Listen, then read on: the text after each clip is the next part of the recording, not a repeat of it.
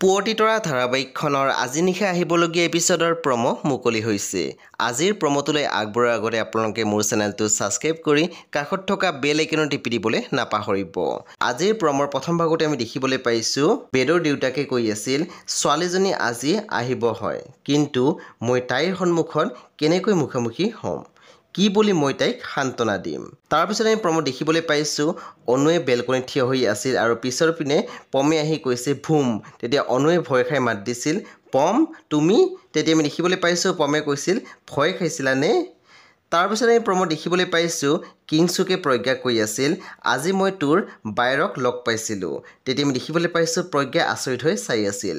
পুনৰ কিংছুকে কৈছিল তইতো কৈছিলি বায়ে তোৰ কথা চিন্তাই নকৰে, কতা বায়েৰে দেখোন তোক লৈ বহুত চিন্তা।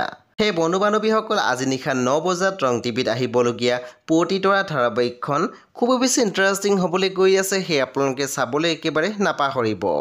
পৰৱৰ্তী আপডেটৰ বাবে আপোনালোকে মোৰ চেনেলটো ছাবস্ক্ৰাইব কৰি কাষত থকা বেল আইকনত টিপি দিবলৈ একেবাৰে নাপাহৰিব। আৰু প্লিজ আপোনালোকে মোৰ ভিডিঅ' এটা লাইক কৰি দিব।